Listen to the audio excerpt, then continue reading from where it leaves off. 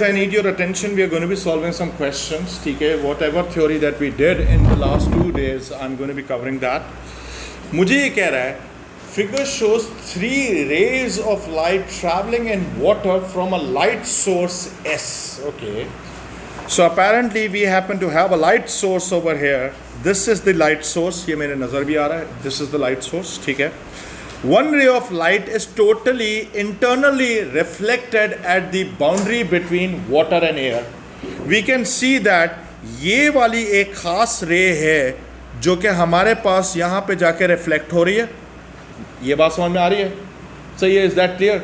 ये हमारे पास यहाँ पे क्लियर कट रिफ्लेक्शन नज़र आ रही है जहाँ पे हो रही है. अब मेरा आप लोगों से सिंपल सा एक सवाल ये है कि भाई what is the condition for this to happen? Exactly. The angle of incidence must have exceeded the critical angle. ये मैंने आप लोगों को कल बहुत डिटेल में कराया था. सही है ना? ये बात समझ में आ गई. तो एक तो ये है. मुझे अभी इसने बोला है mark the critical angle and label it C. मुझे क्या करना है इसके अंदर क्रिटिकल एंगल पहले मार्क करना है. कौन से में मार्क करूंगा? सेकंड वाली में या पहली वाली में या लास्ट वाली में? लास्ट में कैसे क्रिटिकल एंगल मार्क करोगे? लास्ट में तो TIR हो रहा है, क्रिटिकल एंगल से ऊपर होगा. बेटे क्रिटिकल एंगल की डेफिनेशन क्या थी? क्रिटिकल एंगल की डेफिनेशन क्या थी? Light refracts at 90 degrees to the normal, right? तो हमारे पास इसके अंदर देखो कि मेरे पास ये वाली जो लाइट है, इधर देखो, ये लाइट ऐसे जा रही है और ये लाइट मेरे पास रिफ्रैक्ट जो हो रही है वो कितने एंगल पर हो रही है? 90 डिग्रीज पर हो रही है टू द सरफेस. तो 90 डिग्रीज तो सिर्फ इसी में ही पॉसिबल है. तो मेरे पास क्रिटिकल एंगल कौन सा होगा? This is the one that is the critical angle. Is that clear? समझ गए? ठीक है, मैं ये तो मैंने मार्क कर दिया. ठीक है, अब मेरा सवाल ये है, state why only one of the 3 rays is totally internally reflected. क्या लिखूंगा मैं इसमें?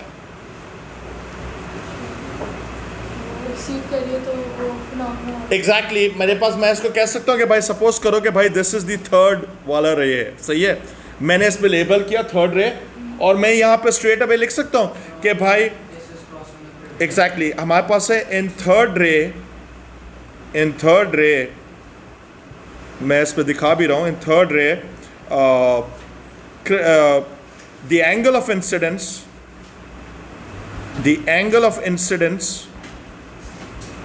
must have exceeded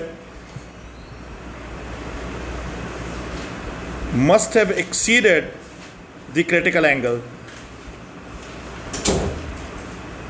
सही है?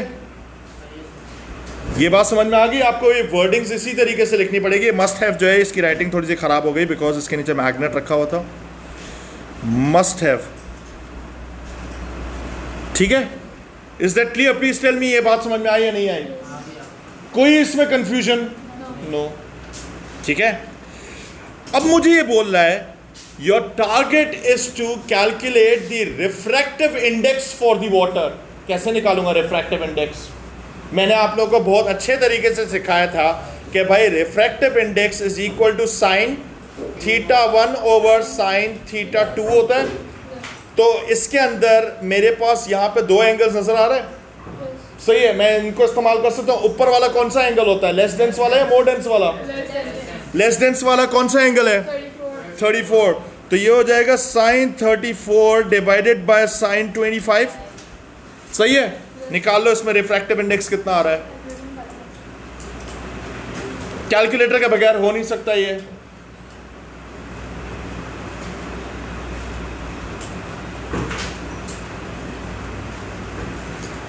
जल्दी करो जल्दी करो जल्दी करो. आपका जो रिफ्रैक्टिव इंडेक्स आ रहा है n इज इक्वल टू 1.3. आगे भी एक डेसिमल प्लेस बता दो. 1.32. ठीक है, अब ये यूनिटलेस होता है. ये वाली वर्किंग मैंने इधर पेस्ट कर दी क्योंकि मुझे इधर ही ज़रूरत थी. Is that clear? ये बात समझ में आ गई? This was very simple. ठीक है, ये मैंने बहुत डिटेल में भी कराया था. अब मुझे बोल रहा है the critical angle for the boundary between water and air. अगर मुझे क्रिटिकल एंगल निकालना है तो क्या करूंगा? मेरे पास फॉर्मूला भी हमने कल बनाया था, मैंने डिराइव करके आपको बताया था पूरा. तो भाई क्या इसको ऐसे लिख सकते हैं, n is equal to 1/sin c? कर सकते हैं या नहीं कर सकते? 1/sin c सही है। तो n की वैल्यू तो अभी आपने निकाली है, वो कितनी आ रही है 1.32 is equal to 1/sin c। c की वैल्यू निकाल लो, कितनी आ जाएगी 49.3 कर लूं। This is the critical angle, सही है। अगर आपके पास कैलकुलेटर नहीं है तो फिर बेटे you are at a significant loss over here. समझ गए, ये बात समझ गए? कुछ भी नहीं था यार मेरे पास सर। देखो अगर आपके पास n की वैल्यू निकल आई थी, all you have to use is this formula to find the critical angle. You only had to make c the subject.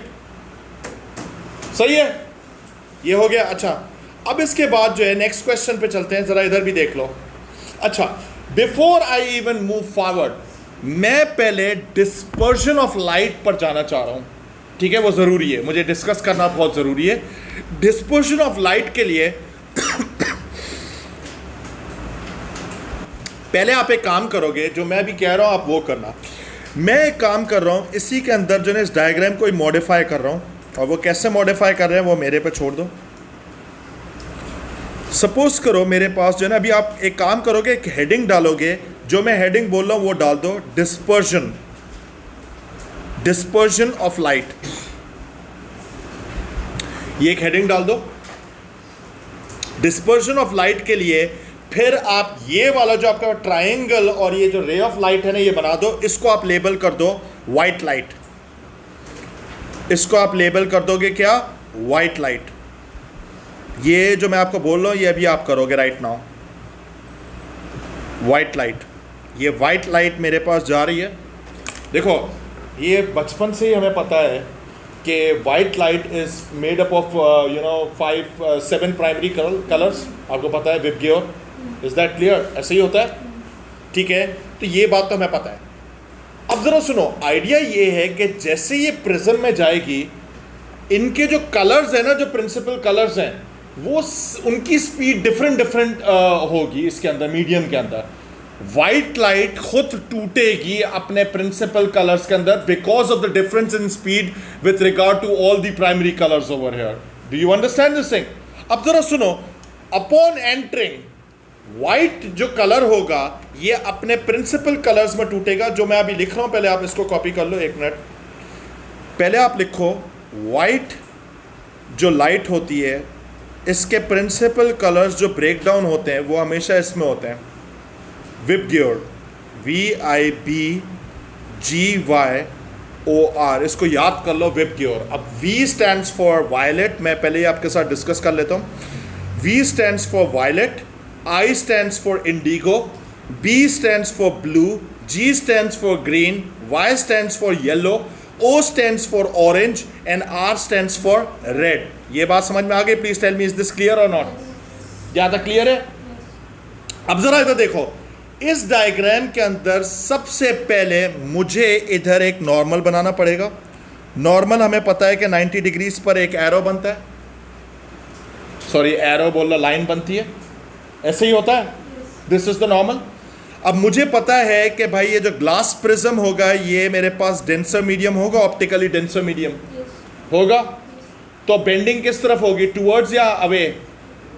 Towards होनी चाहिए, ये हमने कल किया था। अब सबसे पहली चीज़ है, you must realise this fact कि इसके अंदर जो, अब जरा सुन लो, हमारे पास जब भी ये रे एंटर होगी, यानी मेरे पास वाइट लाइट एंटर होगी, एक चीज़ आपको अभी राइट नाउ मेमोराइज करनी पड़ेगी कि रेड की रिफ्रैक्शन सबसे कम होगी और वायलेट की रिफ्रैक्शन सबसे ज़्यादा होगी। यानी मैं इसके अंदर इस तरह लिख रहा हूँ, इधर देख लो, वायलेट की मैं लिख रहा हूँ मोस्ट रिफ्रैक्शन या लार्जेस्ट रिफ्रैक्शन लिख लेते हैं, लार्जेस्ट रिफ्रैक्शन, सही है। और मेरे पास जो है, जो रेड कलर होगा, इसके लिए मैं लिख रहा हूँ लीस्ट रिफ्रैक्शन।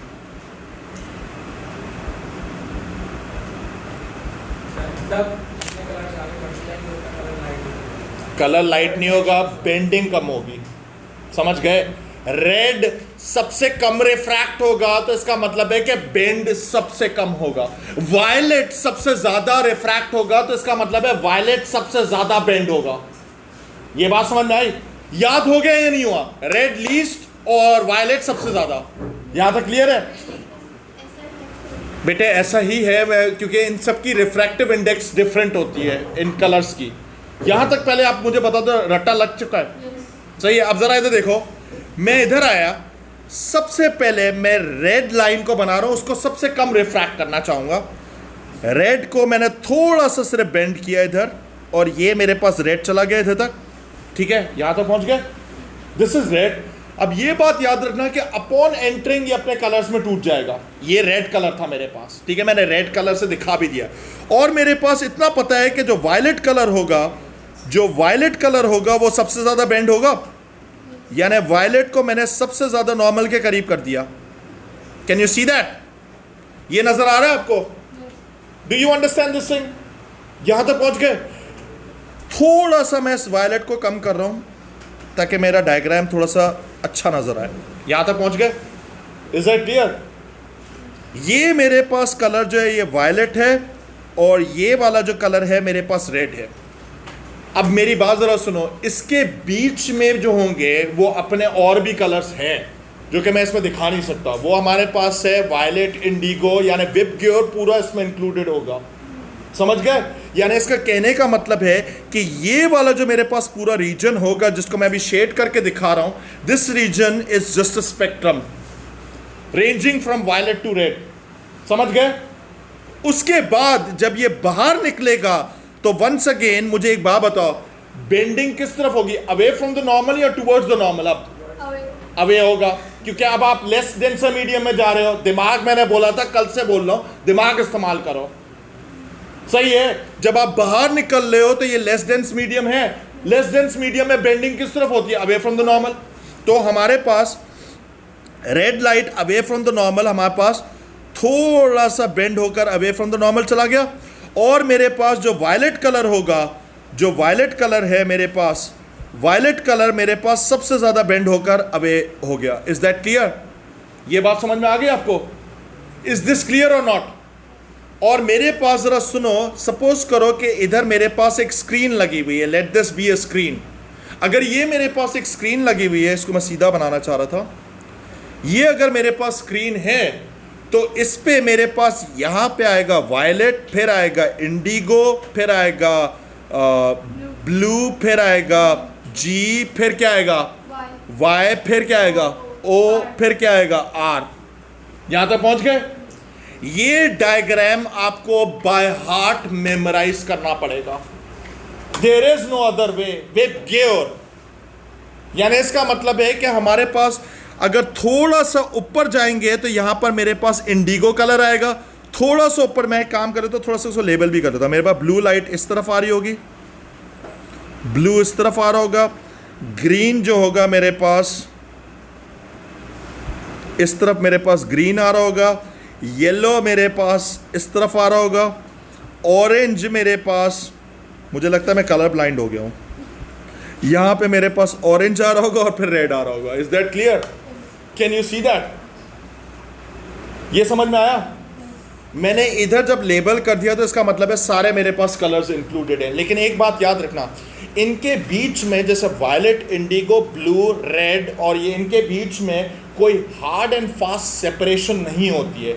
ये बहुत ही सटल सा इनके बीच में चेंजेस आ रहे होते हैं। कंटिन्यूअस स्पेक्ट्रम होता है हमारे पास। तो आप ये नहीं बोल सकते हो कि भाई रेड कब ऑरेंज में बना, हमें नहीं पता। सही है? Is that clear? There is no boundary between these colours. It's a gradual transition that is happening. ये बात समझ में आ गई? क्लियर है? इसको हम लोग इस फिनोमेना को कहते हैं डिस्पर्शन। यहां तक पहुंच गए? अब मेरा आप लोगों से सवाल है, बेटे आप मुझे जवाब दोगे, सबसे ज्यादा बेंड कौन सा होगा कलर? ओवरऑल सबसे ज्यादा रिफ्रैक्शन किसकी होगी? वायलेट की। सबसे कम रिफ्रैक्शन किसकी होती है? रेड की। Is that clear? ठीक है, ये तो आपको रट्टा लगाना है। अच्छा, मेरा अभी आप लोगों से एक और सिंपल सा सवाल है। बेटे आपका नाम क्या है? नोरिटा। आपसे मुझे सवाल है, ब्लू ज्यादा बेंड होगा या ऑरेंज? ब्लू ज्यादा होगा, बिल्कुल she is right. Is that clear? ये बात समझ में आ गई कि किस तरह से इसको देखना है? ठीक है, इज दैट क्लियर? अच्छा बेटे आपका नाम फिर से वापस से क्या है? हारिस। मेरा एक सवाल है, एक चीज तो क्लियर है कि जो बेंडिंग हो रही है वो रिफ्रैक्शन के साथ एसोसिएटेड है।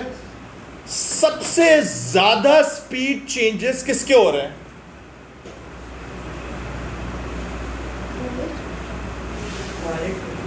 वायलेट के ही हो रहे हैं, सही है। सबसे कम स्पीड चेंज किसका हो रहा है? रेड का। जो रिफ्रैक्ट सबसे लीस्ट होगा उसकी स्पीड चेंज भी सबसे कम होगी, जो रिफ्रैक्ट सबसे ज्यादा होगा उसकी स्पीड चेंजेस भी सबसे ज्यादा होनी चाहिए। समझ गए? Is this clear? इसको हम लोग कहते हैं डिस्पर्जन ऑफ लाइट। अच्छा एक और चीज में इसमें मैं ऐड कर रहा हूं, जो लेफ्ट साइड पे जो मेरे पास ये लिखा हुआ है, इसके साथ एक सवाल पास पेपर में पहले आ चुका है। जो लार्जेस्ट रिफ्रैक्शन होगी तो इसका मतलब है कि इसकी रिफ्रैक्टिव इंडेक्स भी सबसे ज्यादा होगी। Largest refractive index, largest refractive index, smallest refractive index.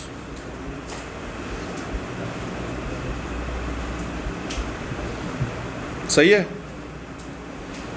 इसको आप कॉपी कर लो। ये बहुत सारा काम की चीज़ें, इसी पूरे डायग्राम के अंदर पूरा डिस्पर्जन एक तरह से कवर हो चुका है। सही है, कर लो। मैं थोड़ा 2 मिनट इसको पॉज कर रहा हूँ। Okay, so I erased everything and now we are standing at a question that has been asked in the past paper. मुझे ये कह रहा है figure shows a ray of green light in air striking the side of a glass prism. Okay, the refractive index of the glass for the green light is 1.5. यानी हमारे पास n की value straight away इधर दी है, ये given है हमारे पास, यहां तक भी पहुंच गए। On figure 10.2 draw the normal for this ray. Once again अगर मुझे नॉर्मल बनाना है तो मैंने इसको सिलेक्ट किया और ये वाली जो लाइन होगी इस तरीके से आप डॉटेड लाइन बनाओगे। दिस इज योर नॉर्मल, इसको मैंने लेबल भी कर दिया। ये बात समझ में आई? ऐसे ही करेंगे हम लोग। यहां तक भी हो गया, क्लियर हो गया।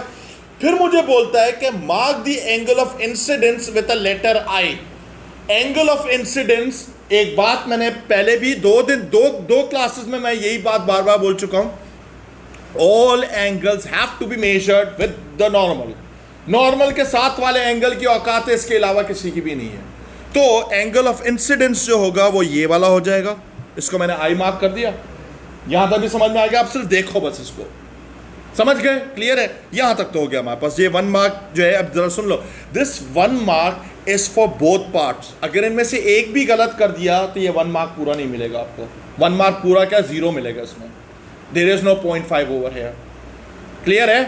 Next step. फिर मुझे बोलता है the angle of incidence is actually 57 degrees. Your target is to calculate the angle of refraction in the glass, right? मैं इस सवाल पे गया और इधर जाकर मैं लिख रहा हूं कि भाई आई की वैल्यू मुझे दी हुई है 57 डिग्रीज। सही है, मुझे इसका एंगल ऑफ रिफ्रैक्शन निकालना है। वो मुझे पता है कि वो डेंसर मीडियम में या लेस डेंस में होगा, डेंसर में होगा। तो आपको क्या करना है कि आपको सिंपल फॉर्मूला लगाना है, n is equal to sine theta 1 over sine theta 2 लगा सकते हो। तो मेरे पास लेस डेंस वाला एंगल कितना है? 1.5 is equal to sine 57 degrees divided by sine. अब मैं इसको थीटा 2 को नाम दे रहा हूं, अपनी मर्जी से नाम दे रहा हूं, इसको मैं r बोल दूं। सही है, एंगल ऑफ रिफ्रैक्शन r। सही है, मोर डेंस वाला हमेशा नीचे आता है। निकालो r का वैल्यू कितनी आ रही है।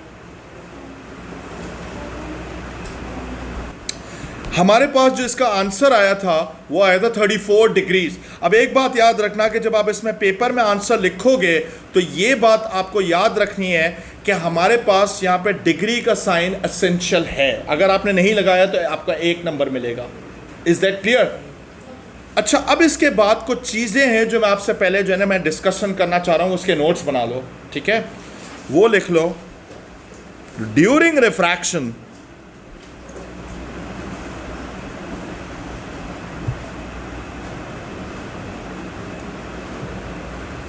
During refraction frequency does not change,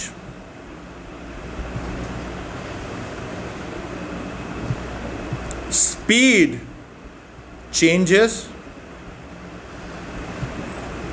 wavelength changes. फिलहाल आप इतना लिखो, सही है। अच्छा, मैंने एक काम किया था, किसी भी वेव के लिए एक फॉर्मूला होता है जो आपको बाय हार्ट मेमोराइज होना चाहिए। वो फॉर्मूला है V is equal to F lambda. ये लैम्डा का सिंबल है। अब ये क्या होता है, जरा इसको देख लो। V stands for the speed, F stands for the frequency and lambda stands for the wavelength. Is that clear? ये आपके पास एक मेजर फॉर्मूला है जो अभी आप बाय हार्ट इसको मेमोराइज कर लो, ठीक है। मैंने अभी ऑफिशियली आपको वेव्स कराया नहीं है, मैं वेव्स बाद में कराऊंगा, सही है। Is that clear? यहां तो पहुंच गए।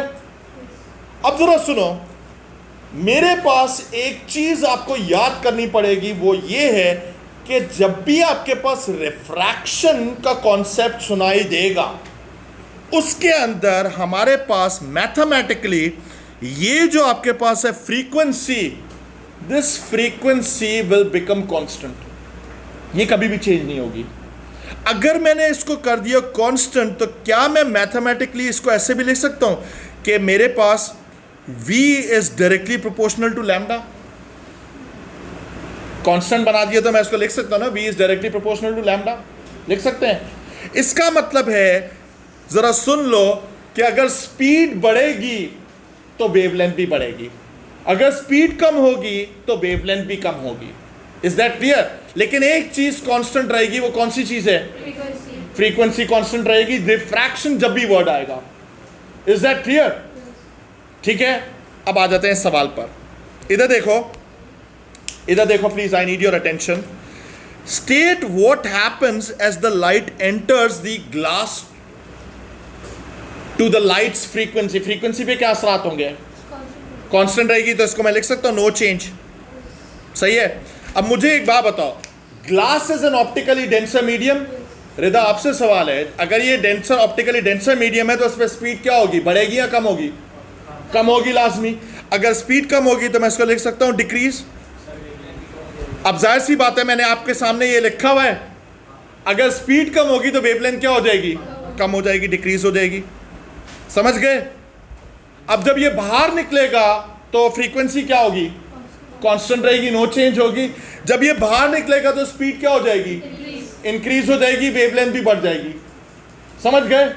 क्लियर है? मेमोराइज कर लो जो चीजें बोल रहा हूं, बड़े काम की चीजें, सही है। अब मुझे ये बोलना है, फाइनली 2 मार्क का सवाल है। On the figure draw the part taken by the light as it passes through the glass and into the air. यानी मुझे इधर एक रे डायग्राम बनाना है। मैंने पार्शियली तो ड्रॉ कर लिया था कि मेरे पास रे इधर से स्ट्रेट लाइन में ट्रैवल की, यहां तक की। उसके बाद जब बाहर निकलेगी तो वंस अगेन मुझे इधर एक नॉर्मल बनाना पड़ेगा। ये नॉर्मल बनाया। अब मुझे पता है कि जब बाहर निकलेगी तो अवे होगी या टूवर्ड्स होगी? अवे होगी। तो अवे का मतलब है मुझे दूर करना पड़ेगा इसको, ये डायग्राम बन जाएगा। Is that clear? क्लियर है? नेक्स्ट क्वेश्चन, इधर आ जाओ। मुझे कहता है a laser produces a beam of red light. Okay, red light जा रही है। The red light from the laser has a frequency of this. Frequency हमेशा हर्ट्स में आती है, ठीक है।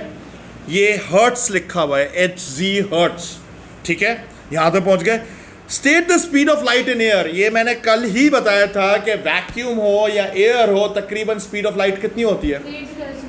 3 × 10⁸ क्या? मीटर पर सेकेंड। अगर ये 1 मार्क का था, यूनिट नहीं लिखते, 0 मिलता आपको, सही है। ये याद रखो कि this is the speed of light limit, sorry, this is the limit of the speed of light itself. यानी limit of the speed itself, यानी हमारे पास कहने का मतलब है कि 3 × 10⁸ मीटर पर सेकंड से कोई दुनिया में कोई ऐसी चीज नहीं है जो इसको क्रॉस कर सके। सही है, समझ गए? अब मुझे बोलता है भाई फ्रीक्वेंसी गिवन है, स्पीड भी गिवन है, क्या आप वेवलेंथ निकाल सकते हो? फॉर्मूला मैं लिख लेता हूं, v = f लैम्डा है, निकालो आप। मेरे पास स्पीड कितनी है? 3 × 10⁸, फ्रीक्वेंसी कितनी है? 4.3 × 10⁻14, और मुझे क्या निकालना है? लैम्डा निकालना है, which is the wavelength. Divide करो कितना आ रहा है, और वेवलेंथ का जो यूनिट होता है, वेवलेंथ का जो यूनिट होता है वो मीटर्स होना चाहिए।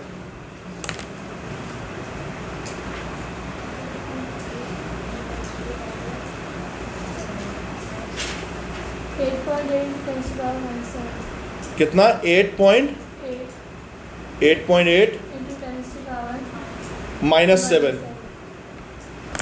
सही है, ठीक है? Is this clear? यहां भी पहुंच गए।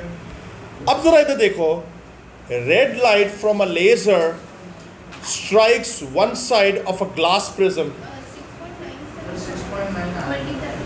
आप लोगों ने शायद गलत निकाल ली है। 6.9 × -7, ठीक है। मैं भी ये सोच रहा था कि 880 तक तो उसकी होती ही नहीं है, रेंज ही नहीं होती है।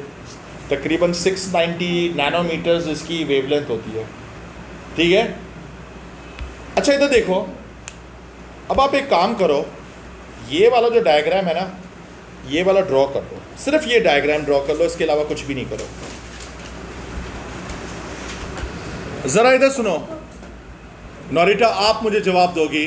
State what happens to the speed of light as it enters the glass. कम होगी या ज्यादा होगी? कम। ओके, सो इसका मतलब है कि the speed of light should decrease. Agreed? सही है, क्योंकि हमें पता है कि glass is an optically denser medium, so the speed should decrease, right?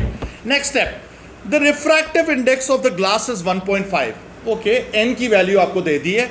The angle of refraction in the glass where the light enters the prism is 30 degrees, which you can see in the diagram over here. है कि नहीं है? सबसे पहला काम आप ये करो कि आप इस I की वैल्यू निकालो। ये आप लोग खुद करोगे, आप लोगों ने डायग्राम ड्रॉ किया हुआ है। Find this value of I. Okay guys, so I'm getting mixed answers as always. So let's solve this. भाई 1.5 आपको n की वैल्यू थी, तो मुझे पता है कि भाई यहाँ पे लगेगा sin I/sin 30, ठीक है। मैंने एक स्टेप स्किप कर दिया क्योंकि वो हमें सबको पता है। तो आपके पास ये हो जाएगा 1.5 × sin 30, यहाँ तक पहुँच गए। This should be equal to sin I।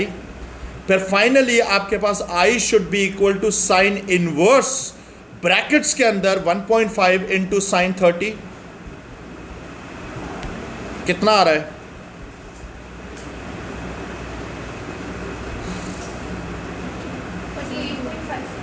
48.5 degrees. Is that clear? तो ये आ रहा है आपके पास 48.5 डिग्रीज। सही है। और वैसे भी कॉमन सेंस सजेस्ट कि हमें पता है कि बाहर वाला एंगल बड़ा होगा और अंदर वाला एंगल छोटा होगा। Is that clear? सही है, ये भी हो गया। ये तो आ गया 48.5 डिग्रीज। अब फिर मुझे बोलता है, जरा इधर सुनो, the light then passes back into the air, which is depicted in the diagram. You have the diagram with you, and strikes the front of the white screen as shown in figure 10.1. Okay, your target is to calculate theta, the angle between the ray in air and the side of the prism. यानी इस diagram में मुझे बोल रहा है कि आप मुझे ये वाला एंगल दो, साइड ऑफ द प्रिज्म ये रहा, इसका और ये वाला एंगल आपसे पूछ रहा है। तो सबसे पहली चीज है, अगर ये 30 है, रिफ्रैक्टिव इंडेक्स सेम है, तो ये वाला एंगल मेरे पास कितने के बराबर होगा? ये हमारे पास स्ट्रेट अवे पहले की तरह 48.5 के बराबर होगा बाहर वाला, क्योंकि रिफ्रैक्टिव इंडेक्स और वो सब कुछ सेम है। तो ये वाला एंगल कितना हो जाएगा, 48.5 डिग्रीज के बराबर था। तो थीटा आप कैसे निकालोगे, 90 से माइनस करोगे, अगर मैथ्स आती है थोड़ी सी भी। कितना, 41.5 डिग्रीज। प्लीज टेल मी, ये बात समझ में आई या नहीं आई? क्वेश्चन को बड़े गौर से पढ़ना है कि पूछ क्या रहा है आपसे, समझ गए? ये पास पेपर का सवाल था, ये पता नहीं कौन से ईयर का था। अच्छा, फिर उसके बाद मुझे ये कह रहा है, अब जरा इधर देखो, अब ये वही वाला सवाल है, डिस्पर्शन का है। इधर देखो, some odd reason the laser in B is replaced with a filament lamp and a slit as shown in figure 10.2। मेरे पास यहाँ पे स्लिट का मतलब होता है एक छोटी सी ओपनिंग इधर, ठीक है? ये हमारे पास इसमें से एक वाइट लाइट की रे पास हो रही है। वाइट लाइट है, be careful, it is composed of many colors, right? The ray of white light now strikes the prism. On figure 10.2, draw what happens to the light as it passes through the prism and strikes the screen. हमें पता है कि अपने colours में टूटेगी। सबसे पहले ऊपर वाला कलर कौन सा होगा, थोड़ा सा बेंड करके आपने दिखा दिया, इसको मैं मार्क कर रहा हूँ रेड। और मेरे पास यहाँ पे थोड़ा सा और नीचे करके ये वाला कौन सा कलर होगा, वायलेट होगा। उसके बाद फर्दर और टूटेगा, तो फर्दर हमारे पास जब जाएंगे तो मेरे पास रेड वाला इधर आ जाएगा और वायलेट वाला और इधर चला जाएगा। Is that clear? और यहाँ पे मेरे पास आ रहा है वायलेट, और फिर बाकी कलर्स आप बीच में मेंशन कर दोगे, विब ग्योर वगैरह जो भी आता है। Is that clear? यहां तक पहुंच गए? सही है, ये भी हो गया हमारे पास। अच्छा, अब मेरे को एक बात बताओ, यहां तक तो पहुंच गए, ठीक है, दिस इज डन, राइट? ये हो गया। अब मैं आपको एक और चार्ट दे रहा हूं जो आपको मेमोराइज करना पड़ेगा by heart. There is no other way but it needs to be memorised, ठीक है? दूं? इधर देखो, वो वाला चार्ट जो है आप अपने पास बनाओगे, उसके अंदर क्या होगा कि मिडिल में आप एक ब्लॉक बनाओगे, सही है? ये कोशिश करोगे आप जो है लैंडस्केप मोड में बनाओ, सही है? यूँ बनाओगे, मिडिल में एक छोटा ब्लॉक होगा। आपको टोटल इसमें 3 ब्लॉक्स लेफ्ट साइड पे मार्क करोगे इस तरीके से।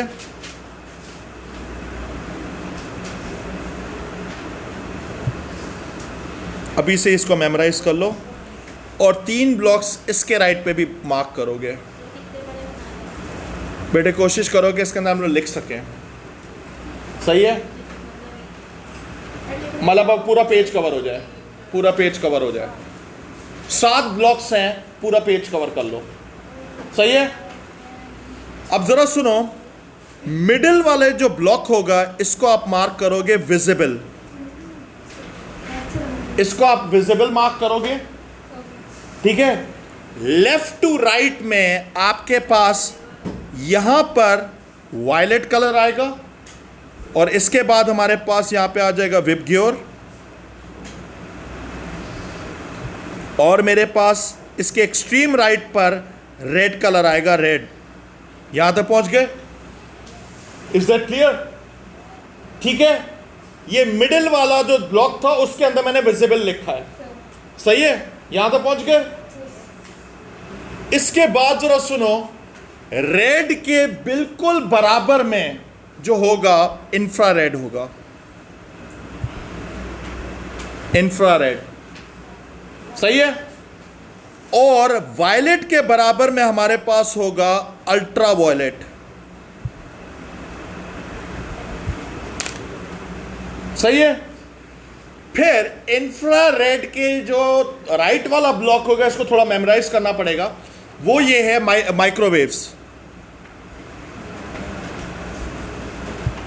सही है? और माइक्रोवेव के जो एक्सट्रीम राइट पे होगा रेडियो वेव्स, सही है? यहां तक पहुंच गए? यूवी यानी अल्ट्रा वायलेट को हम लोग यूवी भी बोलते हैं, यूवी के बराबर में हमारे पास होगा एक्स रेस, एक्स रेस के बराबर में होगा हमारे पास गैमा रेस, सही है?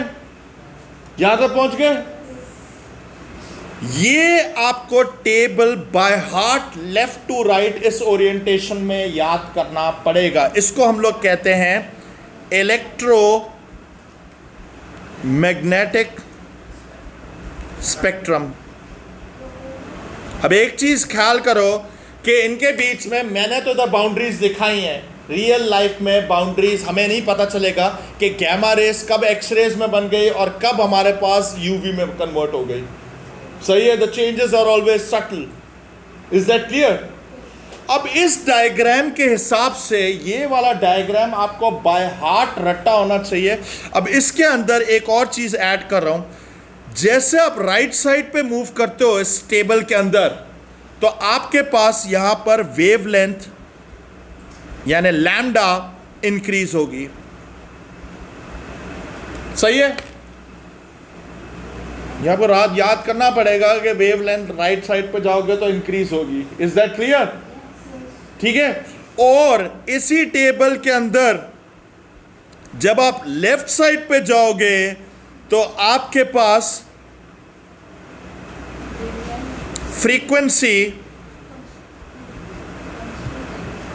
फ्रीक्वेंसी हमारे पास इंक्रीज होगी। Is that clear? समझ गए? Is that clear? मेरा आप लोगों से सवाल है, सबसे ज्यादा फ्रीक्वेंसी किसकी है? गैमा रेस की है। सबसे छोटी वेवलेंथ किसकी है? गैमा रेस की है। मेरा आपसे सवाल है, येलो की फ्रीक्वेंसी ज्यादा है या ऑरेंज की? येलो की। She is right. समझ गए? ये समझ में आ गया? ये आपके पास इलेक्ट्रोमैग्नेटिक स्पेक्ट्रम था। सही है? समझ गए? अच्छा, अब जरा इस सवाल पे आ जाते हैं। इस सवाल में मुझे अब आप लोग बताओगे, जब आपने ये वाला स्पेक्ट्रम देख लिया है, मुझे बताओ कि रेड और वायलेट तो ये मेरे पास विजिबल है, जो मुझे कलर नजर आ रहे हैं। बाकी ये जरा सुन लो, ये था इंफ्रारेड और ये वाला जितना भी रीजन है ये इनविजिबल है, ये आप देख नहीं सकते हो। Is that clear? मेरे को अभी एक सिंपल सा एक आइडिया दे दो। मेरे पास जो स्क्रीन पर एक रेड नजर आ रहा है और वायलेट नजर आ रहा है, इंफ्रारेड कहां पर होना चाहिए? रेड के ऊपर होना चाहिए, बिल्कुल बराबर में होना चाहिए। Is that clear? Is that clear? Do you understand this thing? लेकिन वो नजर नहीं आएगा आपको, इंफ्रारेड नजर नहीं आएगा, उसके असरात आपको जरूर नजर आ सकते हैं। Infrared causes heating effect. Is that clear? समझ गए? जाहिर सी बात है, लाइट में हीट तो होती है। सही है ना? ट्यूबलाइट को भी हाथ लगाओगे तो गर्म तो हो रहा होता है। सही है? Is that clear? ठीक है, खैर ये मैंने बता दिया।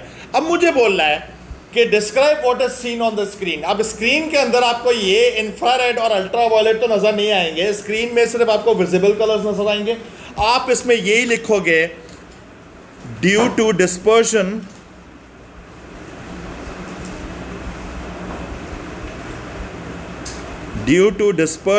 white light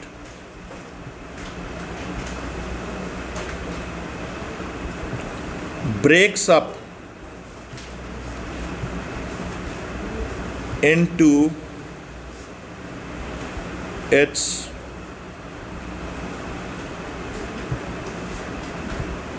primary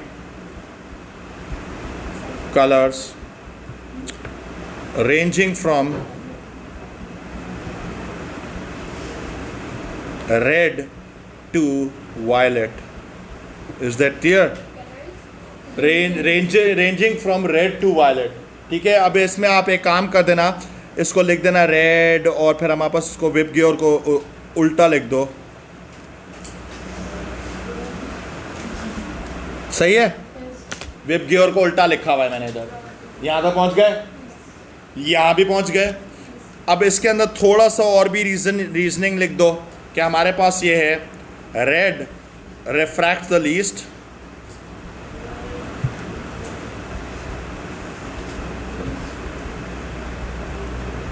violet refracts the most. Is that clear? What do you think? ये सब चीज़ें मैंने मेमोराइज भी कराई हैं, ठीक है? अब ज़रा इसको देखो, ये वाला सवाल सुनो. In addition to visible light, the filament lamp also emits some infrared radiation. Filament lamp का जो surface होता है वो गर्म होता है. This infrared radiation is able to pass through glass. Okay. On the screen in figure 10.2, mark an X to indicate a place where infrared strikes the screen. मुझे बता दो कहाँ पर होना चाहिए? इसके ऊपर X मार्क कर दो. सही है? क्लियर है? नीचे मत करना, ठीक है? ये भी हो गया. I think that question is done. यहाँ तक हो गया. एंड मेरा अभी फ़िलहाल ये छोटा सा एक टारगेट मेरे पास अचीव हो चुका है.